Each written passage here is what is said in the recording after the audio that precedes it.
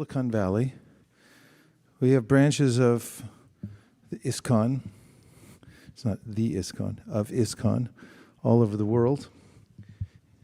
And we've been here in the Silicon Valley since 1998, although we started in a small house and then moved gradually up through various other venues like a storefront and then a tiny commercial building. And then we purchased this, what was before us a Gnostic church. In this room, they had services for their Gnostic church. And the International Society for Krishna Consciousness was founded by His Divine Grace A.C. Bhaktivedanta Swami Prabhupada, who you see sitting on this ornate seat. The seat that he's sitting on is called a Vyas asana. Asana means a seat, and Vyas is an incarnation of Krishna, the Supreme Personality of Godhead. And he has many manifestations, some people call incarnations, who teach various important aspects of how to follow spiritual process. And one of the most famous ones is called Vyasadeva. Vyas presents the Krishna.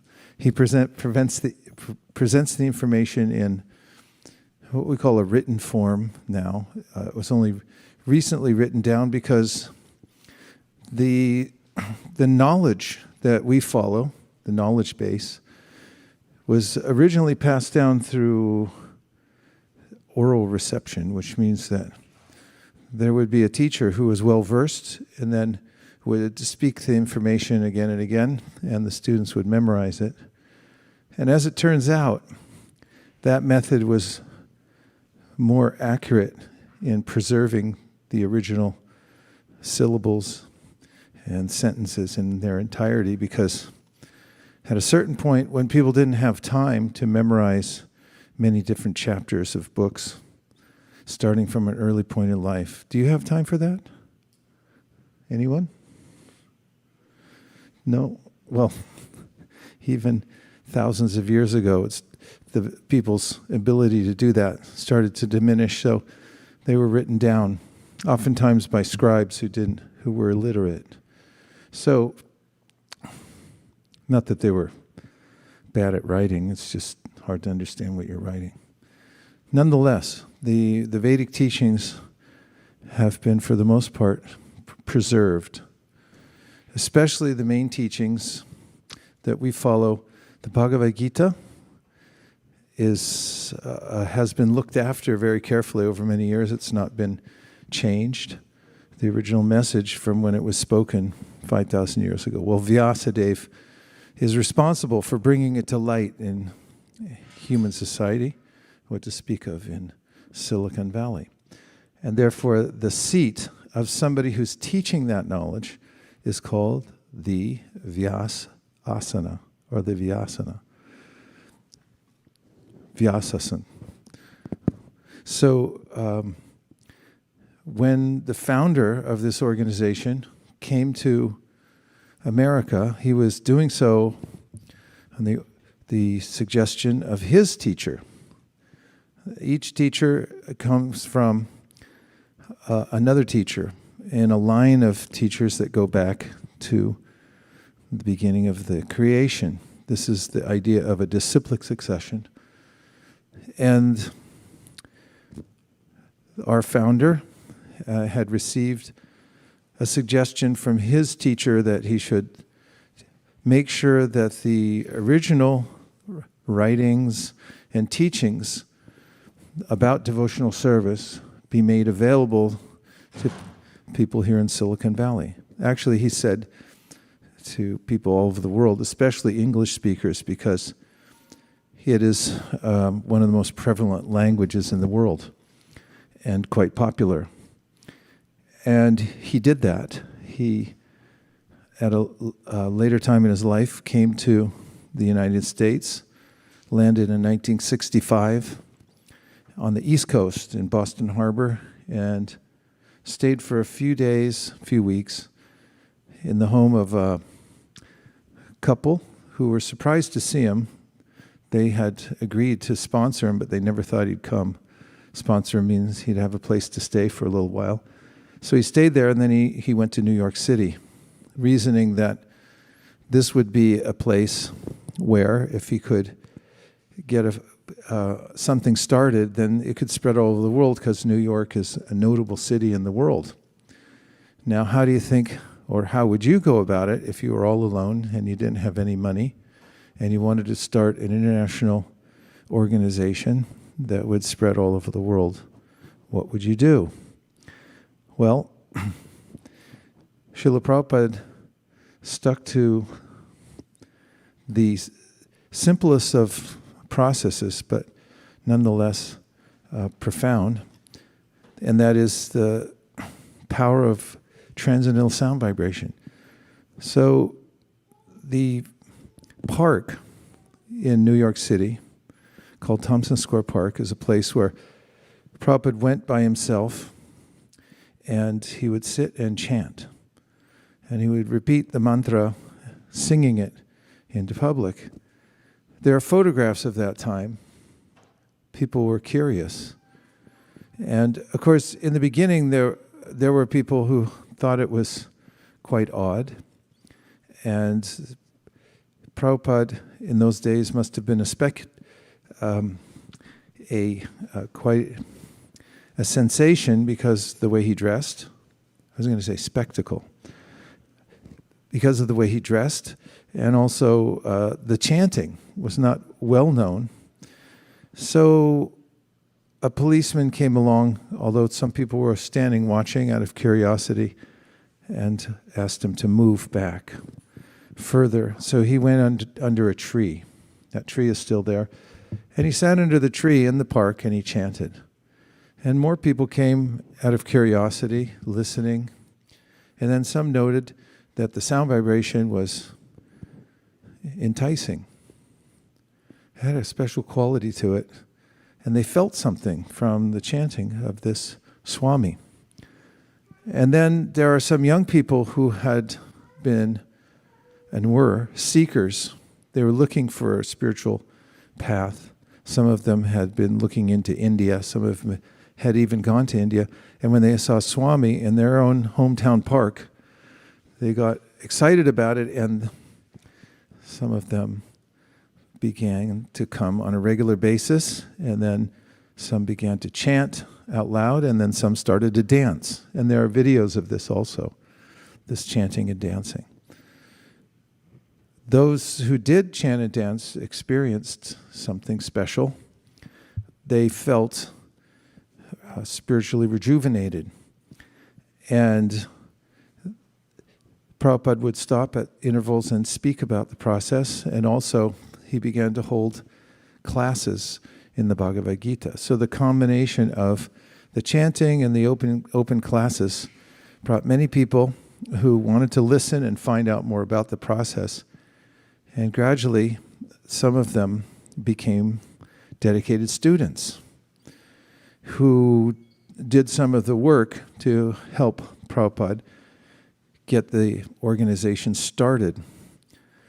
For instance, there was a young couple who had helped Prabhupada in New York, but then thought that was a passing phase in their life. But just as they were leaving to come out to the West Coast to visit some friends and then go on to India to learn about Indian music, Prabhupada had said, when you're out there, please try to start another center like we have in New York.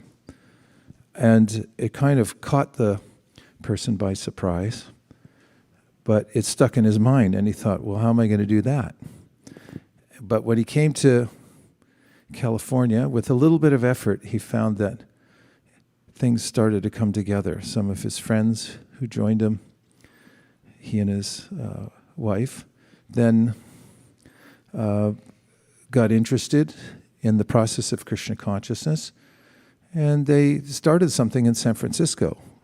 So then there were two branches, San Francisco and New York.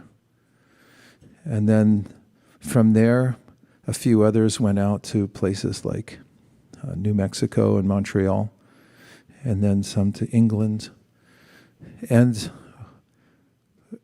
through the same system that Prabhupada had used to start the Krishna consciousness movement in New York, these others emulated what he had done and got success. And in that way, over a few years, starting 1965 to 1977, times at which Prabhupada was traveling around the world, starting this organization, he was able to establish about 108 temples, that sounds funny, about 108 centers around the world, which is now expanded into hundreds, if not thousands, of centers around the world. And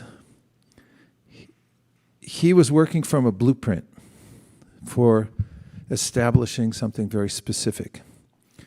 So he has 7 purposes for his organization that he penned, and we'll just review them because it gives a good context for what we're doing here. The first is to systematically propagate spiritual knowledge to society at large and to educate all people in the techniques of spiritual life in order to check the imbalance of values in life and to achieve real unity and peace in the world. Do you like it? 2, to propagate a consciousness of Krishna as he is revealed in Bhagavad Gita and Srimad Bhagavatam. So I mentioned the Bhagavad Gita earlier. It's a fairly well-known spiritual treatise. It has 700 verses, and the speaker, Krishna, is the Supreme Personality of Godhead. And his student is his devotee and friend, Arjuna, who gets in a jam on the battlefield of Kurukshetra just before a war starts. And Arjuna asks Krishna, who's his chariot driver for the time, how to get out of this jam. What is the jam? He has to go into battle and he has to kill many of his own family members, maybe even his teacher, in order to win the war. So have you ever been in a lose-lose situation like that? One person. It's hard to say. Everyone can feel more reticent wearing a mask, huh? So, how to get out of lose-lose situations is mentioned in the Bhagavad Gita. And in summary form, in just a few minutes, Krishna describes the entire process in summary of spiritual life and practice and consciousness. And the Srimad Bhagavatam is a book that was the product of a conversation that took place 5,000 years ago when sages got together at a place called Naimisharanya. It's a forest in India. And they had a seminar there to discuss how to do the highest good for everybody in the world, for all living entities. And the speaker, Sutta Goswami, then gave evidence from various teachers around the world, and there's conversations between many of the most elevated spiritual personalities in the world included in the Srimad Bhagavatam. That has 18,000 verses. It unpacks a lot of what is said in the Bhagavad Gita. So we see that the second purpose of the organization that we have here in Silicon Valley is to propagate this and to propagate a consciousness of Krishna as he's revealed in the Bhagavad Gita and Srimad Bhagavatam. So those who are interested more in the purpose and functions of this organization can read those books. You can keep them in your home and look through them, read them, and they'll give you a deeper idea of the entire scope. Keep going? Okay. Number 3, to bring the members of the society, that's us, together with each other and nearer to Krishna, and thus to develop the idea within the members and humanity at large that each soul is part and parcel of the Supreme Personality of Godhead. Number 4, to teach and encourage the Sankirtan movement, congregational chanting of the holy name of God, and to reveal the teachings of Lord Chaitanya Mahaprabhu. Chaitanya Mahaprabhu is Krishna, but he came 500 years ago to again revitalize the original teachings that he had given during the time when he spoke the Bhagavad Gita. 5, to erect for the members of and the society at large a holy place of transcendental pastimes dedicated to the personality of Godhead. I like in these purposes how the author, Prabhupada, has mentioned practically in all of them, and the society at large. It's meant for the whole world, not just a select few, but everybody. Number 6, to bring the members closer for the purpose of teaching simple, a simple, and more natural way of life. And number 7, with a view towards achieving the aforementioned purposes, to publish and distribute periodicals, magazines, books, and other writings. That's the 7 purposes of this organization. That's why we took the trouble to buy this building, and we do many festivals, programs here and around Silicon Valley and other places as well, in order to achieve these purposes that were given to us by the founder. Let's just see if you have any thoughts about them. Did any of it resonate?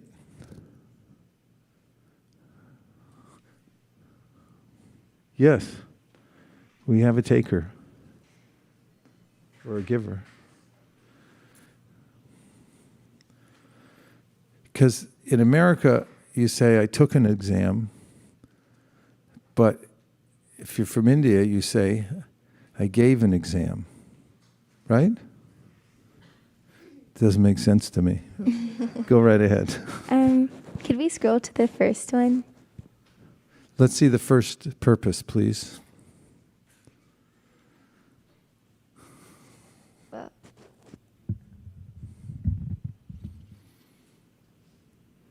So I really like the phrase, in order to check the imbalance of values in life. And just looking at the material world, the majority of society doesn't have the proper values. So I really like that phrase in general about how Krishna consciousness promotes so many better values, such as gratitude over greed, love over hate, etc. And I thought it was a very sweet purpose. Thank you very much. I'm particularly fond of that one myself, and had some cards made with that first purpose of ISKCON. And oftentimes when people would ask me when I'm moving around, what do you do? What's this all about? I just hand them the card and say, I work for this organization and this is the goal. And people look at it and say, wow, that's really good. I love that. Anyone else? Yes. Vaisesika.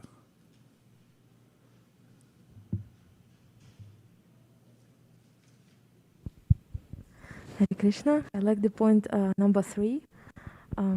Number 3, please. To bring the members of the society together with each other and nearer to Krishna. So it's like a big house, and it unites all nations and all countries all over the world. Wherever I go, I can see the same culture, the same values, and it's like unity unites everybody through the heart. So it's really like a huge house, like the whole world. It's united together. Yeah. Tell us where you're from. From Russia. From Russia, right. So it works, well, let me ask you, does it resonate in Russia just as it does here in America or in India? Yes, it feels like all the values, they are common for all people around the world. So everybody is just like, it so naturally comes to your heart, and resonates, so people take it very easily and naturally. It's just like how you, it's the art of all the preachers, how they give it, like through the culture, through the local culture, but it works for the whole. And it's amazing how Srila Prabhupada, he envisioned this, how to propagate and how to build the whole house and make it as a statement, as a purpose. So it's universally appreciated, and it's non-sectarian, and there's a way in which those who are presenting it present these basic principles, but they give, according to the context of the particular culture, something that for people to relate to, so they can appreciate it. Yes, Radhakripa. Guru Maharaj, I like the number 2. I think as Krishna, he is revealed in Bhagavad Gita and Srimad Bhagavatam, because many times there are many institutes. I mean, I'm not going to comment anything on what they do, but it's not a mental speculation. You construct your own theory. So it's exactly as he's revealed in Bhagavad Gita and Srimad Bhagavatam. I really like that point, because it's based on authentic sources which we follow. It is not somebody woke up suddenly morning and he felt he's a realized person. So. Right. And these are standard books of knowledge that are accepted widely. It's not something newly created. Thank you. That's an important point. Yes. Hare Krishna, Guru Maharaj, please accept my humble obeisances. I really like the point where it is said that bring people nearer to Krishna, and how specific and explicit Prabhupada is. You were talking about it the other day, that why are you not calling it a society of God consciousness and why only Krishna consciousness? Prabhupada was very specific there, because God was a generic term, but he wanted people to directly get Krishna.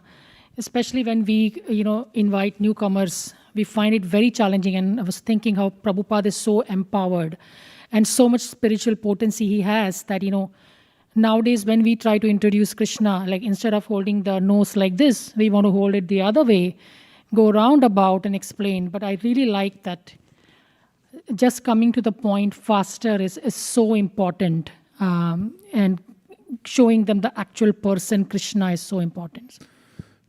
Nice. So specificity can be really important.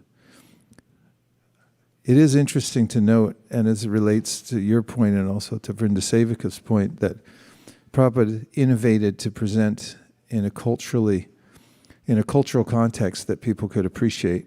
When he was in India, before he started this society for Krishna consciousness, he wrote many topical articles. He would find goings-on in the world that were trending, and he would write about them in relationship to Krishna consciousness. Warring factions between India and China, and he talked about how chronic disease of modern man, no time. And then when he started writing in his books, you'll notice that oftentimes in his commentaries, he creates terms that are more relatable as well. For instance, in one of his purports, when he's talking about taking time to investigate your own consciousness and the workings of your body and to see you're not your body. It's a long purport in which he systematically talks about a kind of introspective process through which you look and see yourself. You notice your different limbs, the different elements of your body. And then he talks about super consciousness. So this is a kind of phrase that people might be able to relate to on a non-sectarian level, and there are other ways in which he presents that. But it's such a nice point that you make, Pavani, about the ways that Prabhupada is very specific and at the same time expert at presenting in a culturally appealing way. And in another place, he talks about how this is called realization. If someone has realized the subject matter of the Bhagavad Gita in his or her own life, then such a person can then present it to others in a way that they're able to digest it. And it does require somebody who's empowered to do such a thing. But anybody can be empowered if they practice what they preach, ultimately. Yes. Bhakti Krishna and then Jagarini. Thank you, Srila Gurudev.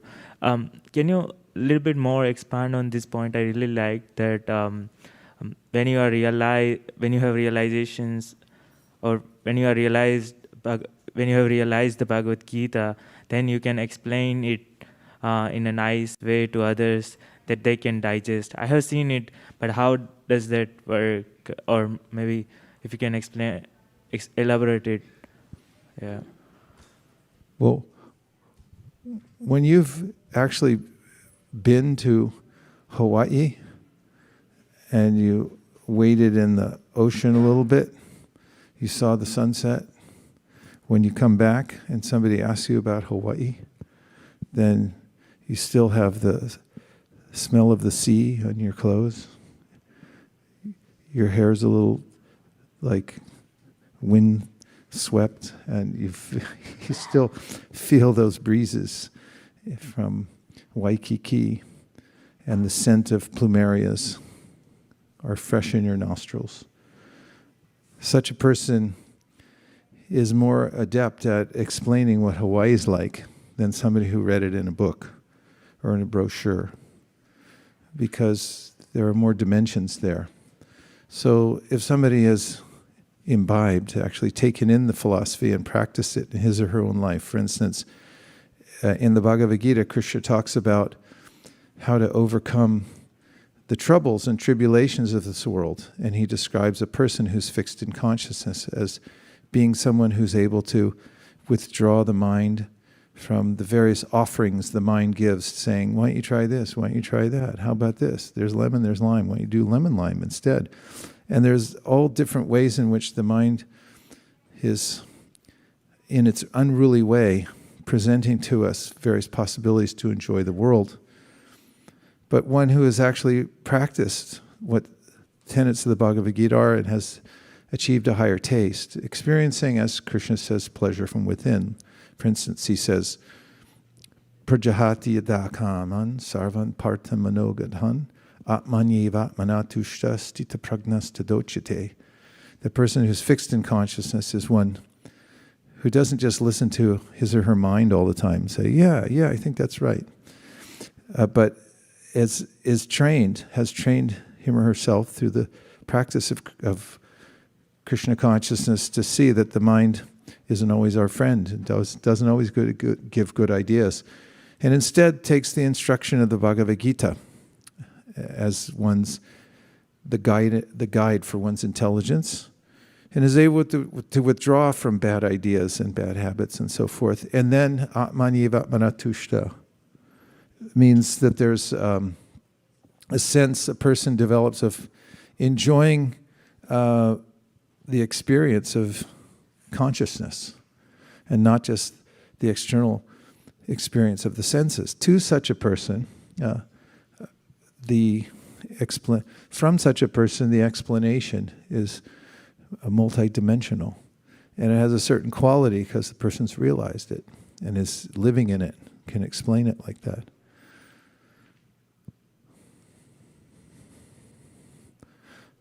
Oh, you're welcome. Jagarini?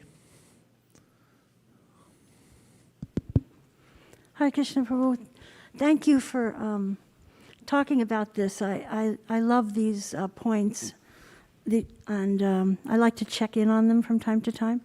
I feel like Srila Prabhupada, when he wrote them, it was very early on, and as well as giving us a direction, a laundry list of things to accomplish for our movement, it also gave us a vision of what was possible, that we could cause peace in the world. That's huge.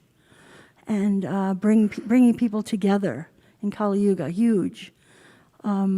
So besides just each point and the potency of each individual point, it gave us this big picture of the possibility that this movement the effect it can have when we work together. Nice. Yeah, could catch on. So anyone who asks about Krishna consciousness movement to you, like why'd you go there? What are their purpose? What do they do there? You can get a copy of this online. It's called The 7 Purposes of ISKCON. You can review it yourself. It helps if you want to follow the processes that are in the International Society for Krishna Consciousness. You can put a copy up on your refrigerator. Isn't that what you're supposed to do for important documents? And then you can also get the books that are that the author, Srila Prabhupada, mentions here. He mentions them a couple of times about the Bhagavad Gita, the Srimad Bhagavatam, and then literatures and how effective they are at accomplishing the purposes. So anyone who wants to be connected to this organization can understand these purposes and then start to integrate them into his or her life in a practical way. And also you can be a part of teaching it to other people, a simpler, more natural way of life, or the tenets of the practice of bhakti yoga, which are very well defined in the books. And in all the organizations we have, we do the same practices. It's like franchise. So when you go to different places, there's slight variations, but the main practices are the same. And you can take these up at home. If you happen to live far away from a center like this, you can also set up a temple-like atmosphere in your house or van, if you live in a van. You can do that too. It doesn't matter. And you can practice it and get great benefit from it. So we highly recommend the International Society for Krishna Consciousness. It has a very strong core of universal teachings that are non-sectarian, all-inclusive. And of course, we have a lot of people have been practicing it for a long time that you can ask and talk to and say, well, how's it gone for you? And what do you do when this happens or that happens? And that's why it's a society. It gives us an opportunity to associate together, and that's really important. So let's imagine that we're starting this. Oh, please, Kapalatik, would you like to make a comment?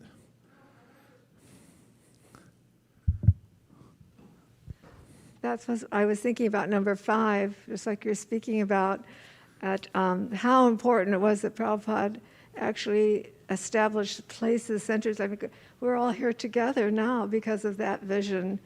And it reminded me of one story about Prabhupada that he was speaking, there was a press conference being held in a very opulent place. Actually, I think it was on a yacht. And they had boated the reporters out to this yacht, and one had challenged Prabhupada, like, well, you're not anti-materialistic, but look at this yacht you're on. And Prabhupada said, well, I can live under a tree, but if I was under a tree, would you have come to hear me speak? And they all, so important that we have these places. Thank you. So we do have a vision to expand here in Silicon Valley. We will be appropriately finding, either in a modular way or a more centralized way, places where we can expand these various purposes around Silicon Valley. And the intention is always for growth, but we look at it in a way that first manage really well what you have. And the best growth is the relationships between all the people that are in the local organization and the worldwide organization. That's really the foundation of any society. But we are focused on finding ways to expand the organization to fulfill these purposes. So if there's any ways that you think of that you'd like to participate, you can let us know. Us means me or anyone else who looks like they might know something, what's going on around here. I mean, I don't know anything, but I'm just saying, it looks like.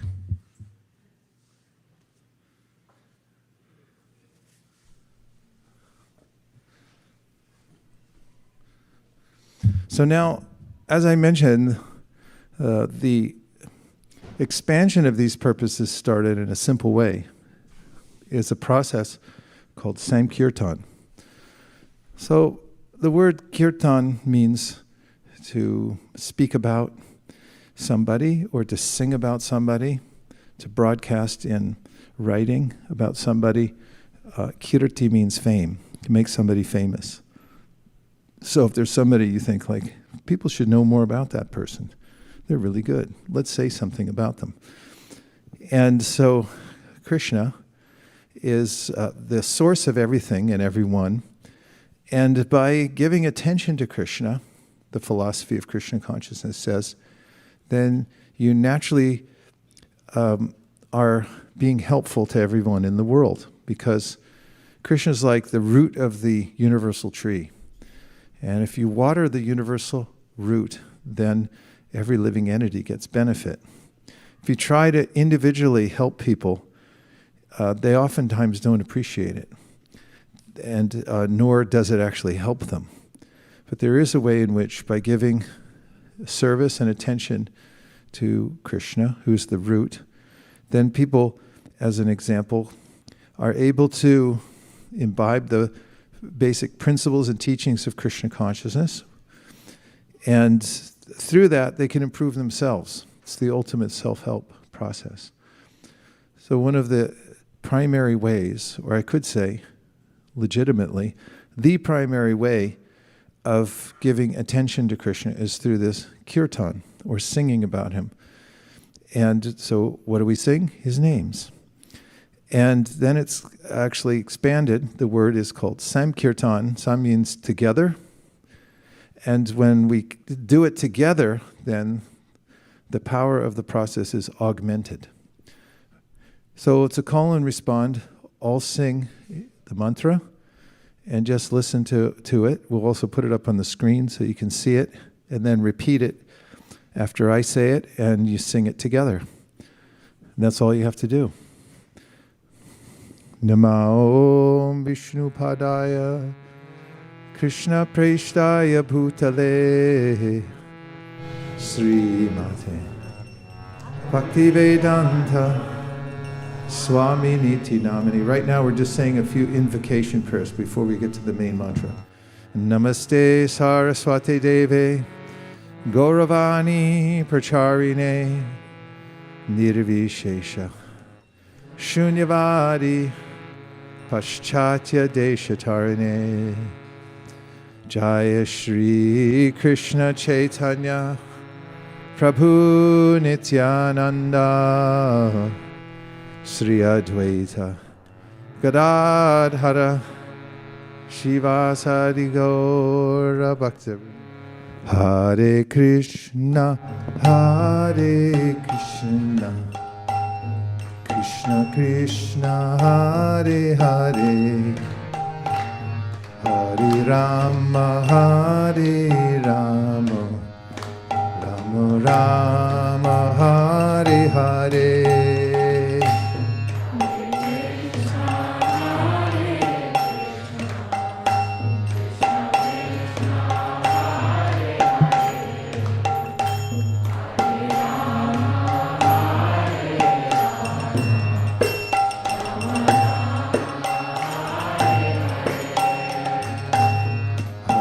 Krishna Hare Krishna Krishna Krishna Hare Hare Hare Rama Hare Rama Rama Rama Hare Hare.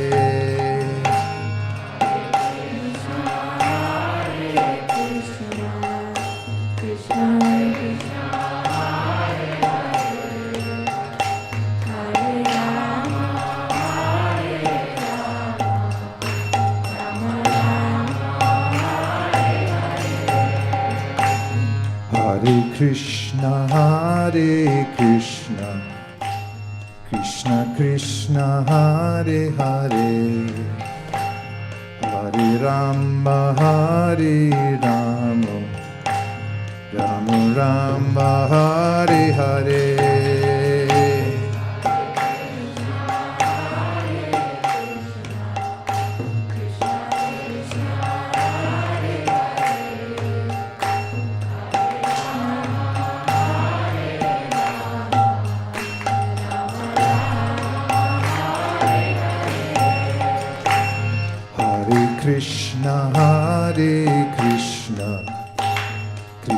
Krishna Hare Hare Hare Rama Hare Rama Rama Rama Hare Hare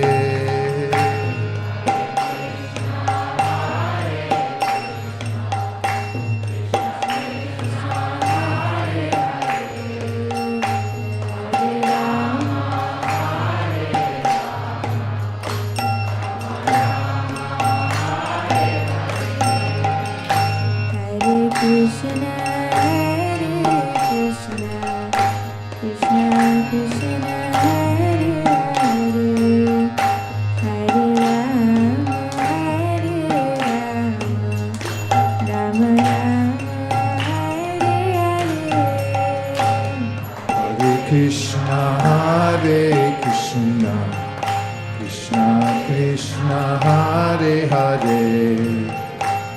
Hare Rama, Hare Rama, Rama Rama, Hare Hare. Hare Krishna Hare Krishna Krishna Krishna Hare Hare Hare Rama Hare Rama Rama Hare Hare Krishna Hare Krishna Krishna Krishna Hare Hare Hare Rama Hare Rama Rama Hare Hare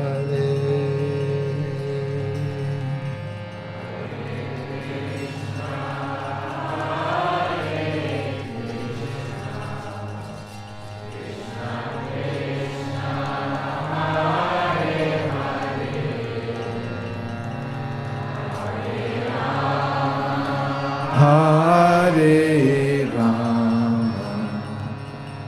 Rama, Rama Rama, Hare Hare.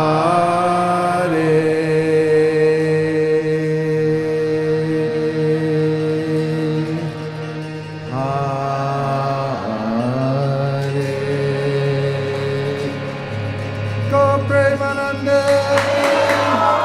Nitai Gora Hari Bo.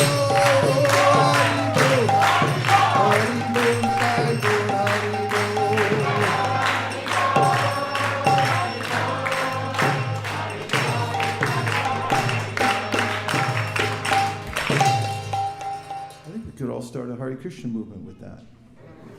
Just take it around more.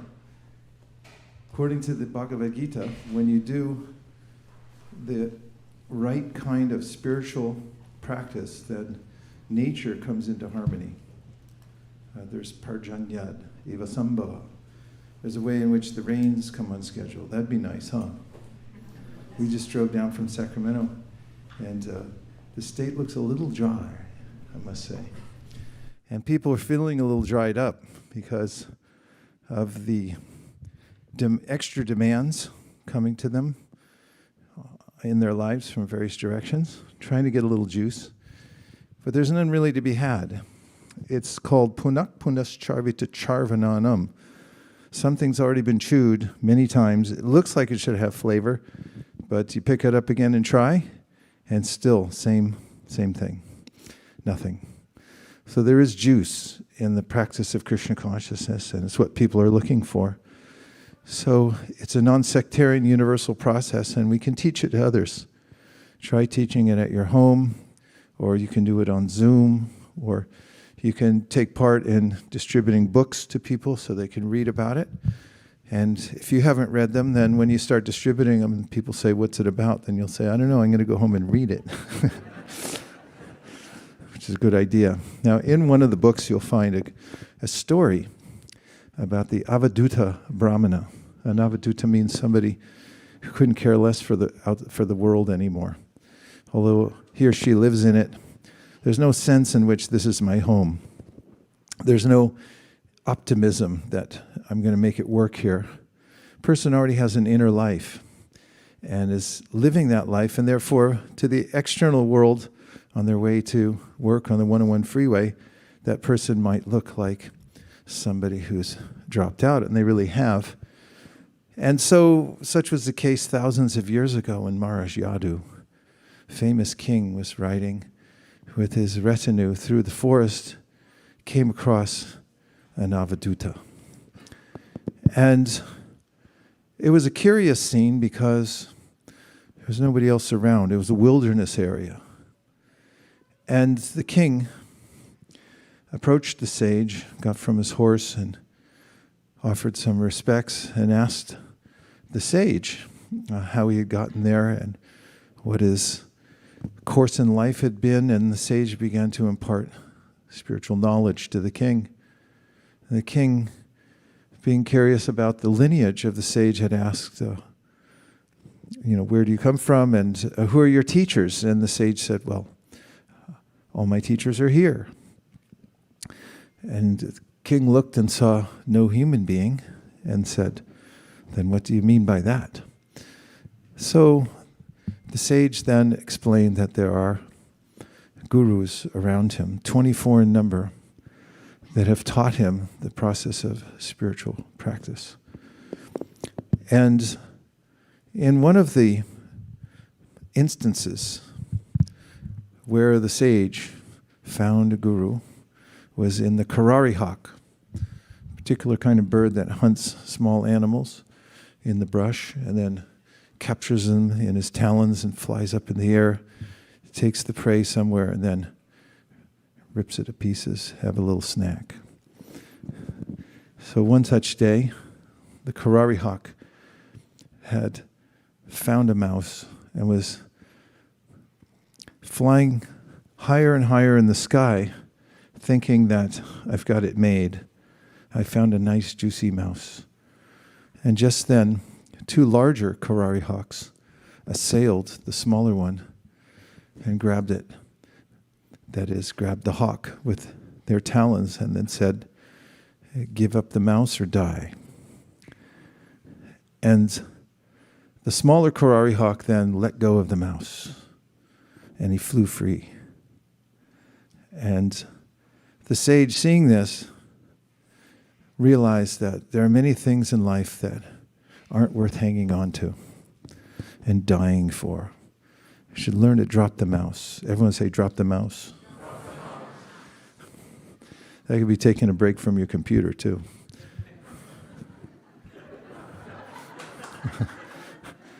So, okay.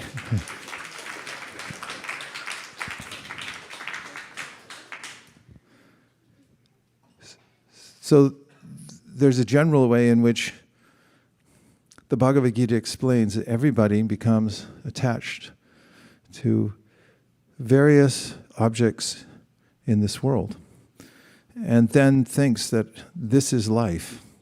And then when those objects are taken away by force, then the living entity thinks this is death, and it's very painful. Death means giving up those things that I thought were mine. If you don't have a sense that all these things are mine, then where is their death? Because what we are is an eternal spiritual soul. We're taking a quick ride in a particular body, and therefore the ancient wisdom texts, like the Sri Upanishad says, Isavasyamidam sarvam yatkincha jagatyam jagat tena tyaktena bunjita magradha kasisvadhanam. See reality, and that is that everything in this world is controlled and owned by someone else. And it's not me. I don't get to keep whatever I have. And therefore, tena tyaktena bunjita, only take for those things, only take those things that are set aside as your quota and which you need for self-realization. And don't become overly attached to them. They're on loan. And if you live like this, then kurvan eveha karmani jijivishikshitam sama evam tvai nanyate tosni na karma lipite nare. You won't incur karma. You won't become entangled in the world. You learn to drop the mouse. So there are various suggestions throughout the Bhagavad Gita and Srimad Bhagavatam about mice that we can drop. I was going to say mouses, but that wouldn't work. So one of them is envy. The path of spiritual life is especially meant for people who don't have envy. They've dropped it. Drop it, let it go. There's a way in which Krishna describes in the Bhagavad Gita, Icha dvesha samutena dvandva mohena bharata sarva bhutani sammoham sargayanti parantapa. He says, oh Arjuna, look, everyone's born into this world with a predisposition for envy. Because I think I am my body, and therefore I'm at odds with others who have bodies because we're breathing the same air. And they're taking up my resources. If the neighbor moves his back fence 2 inches too close, there's a dispute. You have to call out the surveyor and find out whose 3 inches is it anyway. When after all, very soon they'll belong to the earthworms. There's this attachment over my things, and therefore I'm in an attempt to keep those things and to acquire more. I become competitive with others, and I become jealous or envious when I see somebody has more. There's a way to drop this. In fact, there's really good advice throughout the Bhagavad Gita and Srimad Bhagavatam to talk us down from this ledge of envy, where we see other people with things and we think those should be my things. Why does he get to go? And envy becomes so pronounced that living beings, especially humans, think, why should other people live? Only I should. And this is one of the reasons that human beings set up systematic ways to kill animals. They're envious of them. They think, they shouldn't exist, only I should. This is how pronounced the envy becomes in the heart.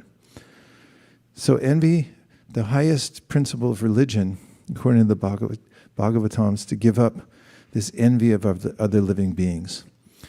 So one of the ways in which we can understand reasonably why we should give up envy is because, as is mentioned in the Srimad Bhagavatam, Tasyaiva hetu prayateta kovido, nalabhyate yat brahmatam uparyada, talabhyate dukhabadanyata sukham kalena sarvatra kabira ramasa. And that means, in a very truncated translation, that everyone's already getting what they deserve, so don't worry so much. I'm getting what I deserve, and every single other living entity is getting exactly what he or she deserves. And if somebody transgresses and takes more from you, then it'll balance out later. Don't worry.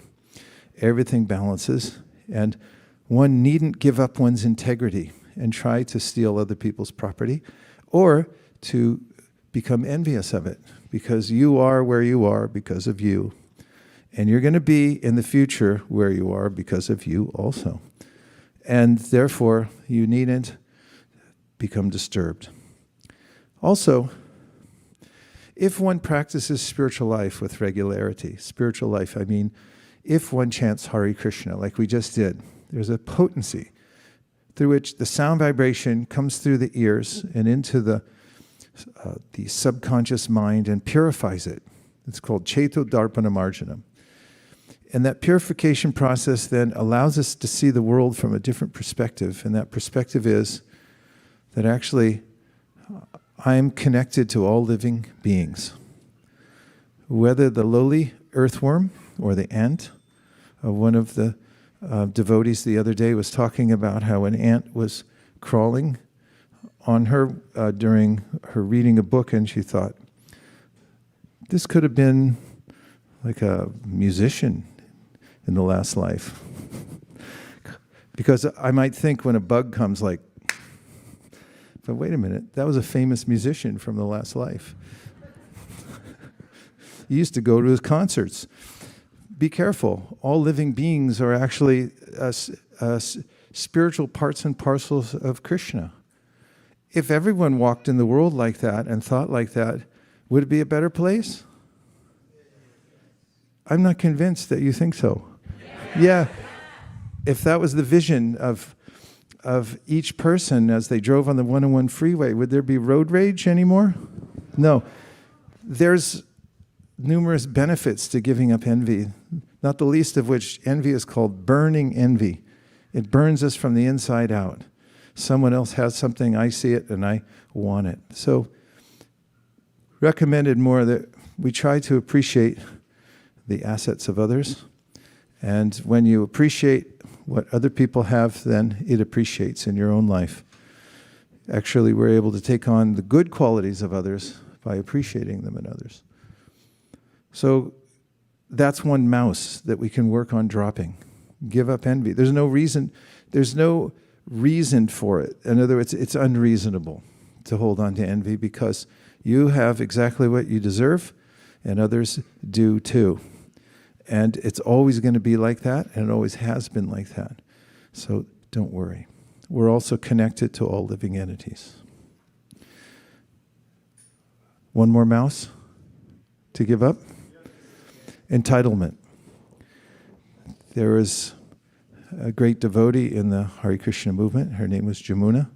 You hear her voice in every ISKCON temple in the world every morning at time of greeting of the deities, because she sang on the album, a Radha Krishna Temple album, the Govindam song, that became popular all over the world and catapulted the devotees into the circles of people who love music. And that was one of the reasons the Krishna conscious movement spread at that time so rapidly.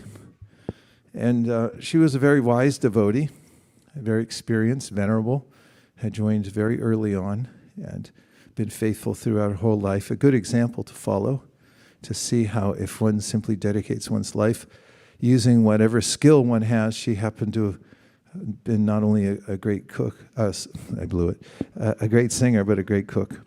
And she wrote a famous cookbook, multiple cookbooks, I think. And she also had a particular mouse that she recommended everybody give up. Drop it, is entitlement. Don't think I deserve some specific thing. Whatever service is given to us, whatever kind of talent that we've been endowed with, don't think that's yours.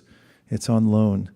And don't try to covet it, but try to give it away to others. Try to share it with others as much as possible. They're not ours. And whatever position we get in this world is by the grace of Krishna. And it can be taken away at any moment also. So don't feel entitled. Drop entitlement and you'll feel much better. Drop the mouse. Everyone say, drop the mouse. And then the third one to give up, as is recommended in all the teachings on bhakti, is what's called prajalpa. Prajalpa means talking for no reason or for malintent. Gossip is an example of this. And for instance, talking behind somebody's back, not confronting the issue and saying, my dear sir, madame, I need to speak to you. Here's how I feel. I'm not ascribing any intention to you, but this is how you make me feel when you do this. Slam the door on my toe. Whatever it may be, I express myself clearly and I work it out rather than talking behind people's back or talking about useless subject matters.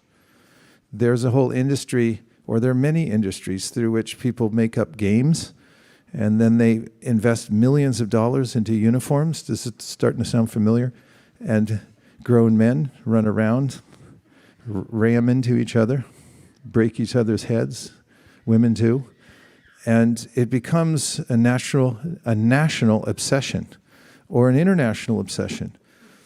Did he get over the line? I think he did. Did it hit the line? I think it didn't. And people can go on arguing about these things for weeks. These are really not important, ultimately, to the final goal of life, which is to remember God when we leave these bodies. And when we're gasping for air, most people drown to death because the lungs fill up with water, because the organs fail. One way or another, the organs fail. The warranty runs out, and that's just it. And at that time, it's not like we're thinking back to it, hopefully, like, hey, the ball was on the line. These types of topics you can review for yourself and see, How many of them do I have in my life? And I guarantee you extra time in your life if you drop prajalpa. Let it go. So 3 mice, 3 blind mice that you can drop. The first one is envy. Second one, entitlement. And the third, prajalpo. Put a tattoo on your arm on the way home. We can recommend a few good tattoo artists.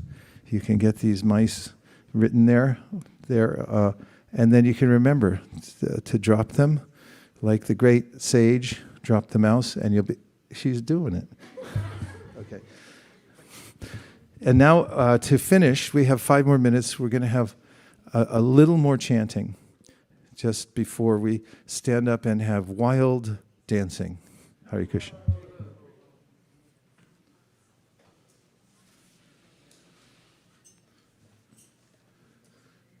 Let's do the within you, without you. Oh no, that's horrible. Okay, just 30 seconds. One of the ways that you can chant Hare Krishna is to do what's called japa, and it goes like this. You can sit, like this morning we were in Sacramento, 3 of us sat together, and we just chanted together like this. Hare Krishna, Krishna Krishna, Hare Hare, Hare Rama, Rama Rama, Hare. If you do that by yourself or with a few others, and you repeat it over and over again, you'll find that the transcendental vibration that will fortify you, it will give you a clarity of vision, it will purify the heart, and it will be very easy to drop the mouse. Hare Krishna.